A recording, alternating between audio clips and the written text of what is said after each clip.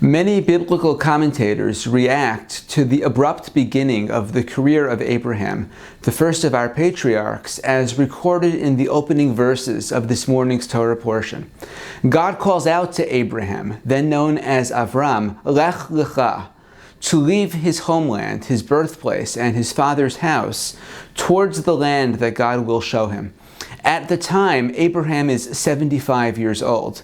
Yet, the biblical narrative contains very little information about Abraham before this moment.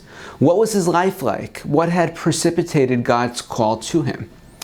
Our sages in the Midrash point to two prior biblical episodes, trying to provide context for Abraham's emergence onto the scene. One tradition notes that the prior narrative to Abraham's life is the Tower of Babel, and constructs a narrative that places Abraham at the very construction of the tower. Everyone, says the Midrash, was united behind this project except for Abraham, who understood its negative ramifications. So even while everyone was assembling together to build the tower, Abraham walked away. Another tradition notes how our Torah portion comes after the rise of Nimrod, who was a great leader, founder of the great cities of the Assyrian and Babylonian world. But according to the Midrashic tradition, Nimrod was also an idolater, and it was at his command that Abraham was flung into a fiery furnace after refusing to retract his own monotheistic convictions. After miraculously surviving, Abraham fled or maybe was expelled, but either way, as Nimrod consolidated one of the great empires of the ancient world, Abraham walked away. Our sages note that Abraham's name, Avraham HaIvri, Abraham who crosses over, refers to more than just the fact that he came to the land of Canaan from across the Euphrates River.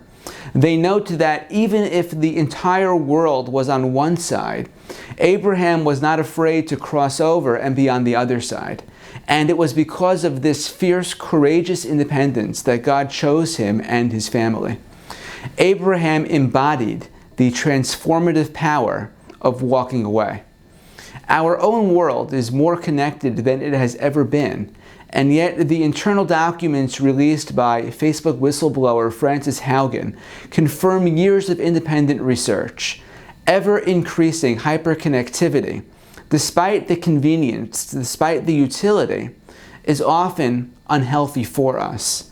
The 15th century Spanish rabbi and statesman Don Isaac Abravanel notes that the building of cities and empires, the development of new technologies, the expansion of civilization, always brings with it stratification of people into rulers and ruled, the dominant and dominated, in ways that would not have existed before.